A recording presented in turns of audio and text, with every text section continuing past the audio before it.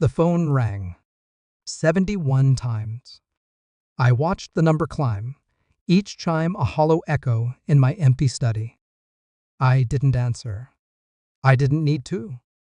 Earlier, my daughter-in-law had screamed over the phone, "If you want to join Thanksgiving, come wash the dishes."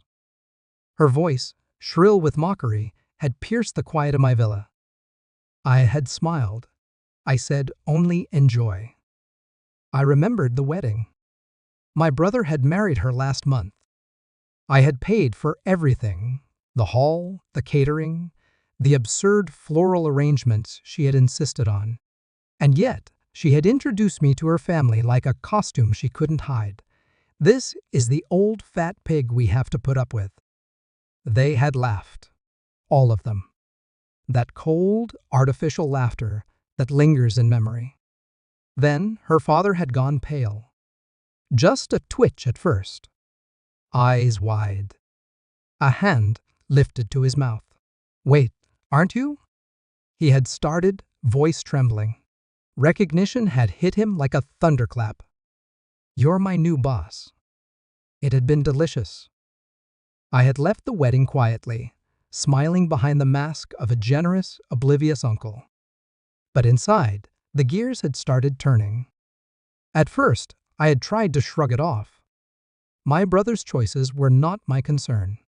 But her words had cut deeper than I admitted, slicing through the polished veneer of family politeness. There had always been an undercurrent. Subtle glances at my fortune.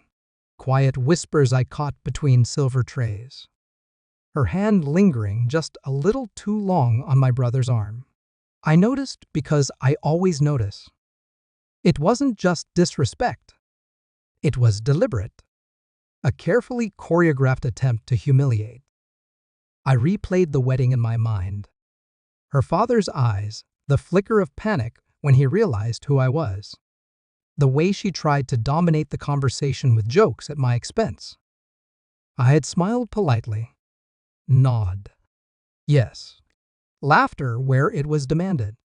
But inside, a storm had begun. I couldn't confront her yet. Not with proof. Not with strategy.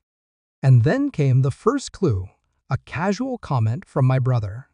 Something about money, about inheritance, about trust. He didn't know I was listening. I didn't interrupt. I had learned long ago that silence is more dangerous than words.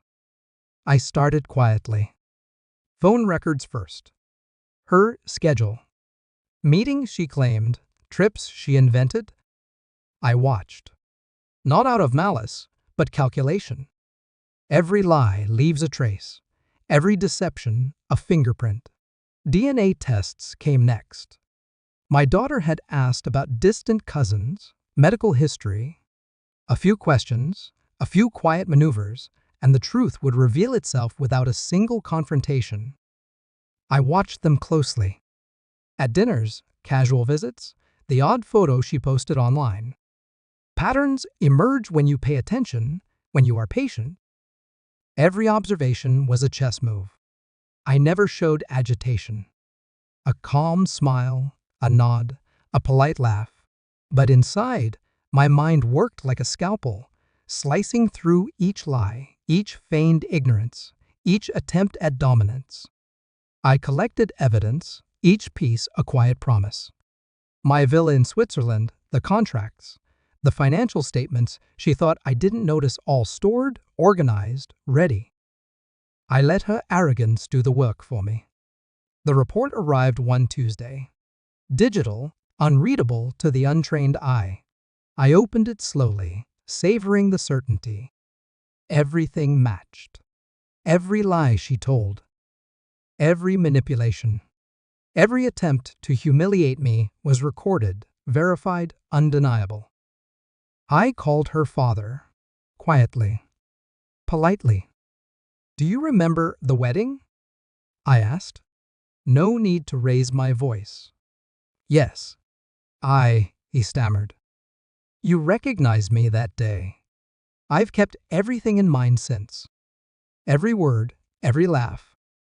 I'm giving you a chance to act before the evidence is public." He went pale again. Fear, respect, recognition. The realization that the man they thought powerless was not only powerful, but fully aware. She had no idea. Not yet. I didn't yell. I didn't storm in. I didn't break dishes or hurl accusations. I sent her an innocuous message. Enjoy this weekend. I'll see you at Thanksgiving. And then, the photos. My villa. The rare cars. The legal documents. The numbers she had only dreamed of touching.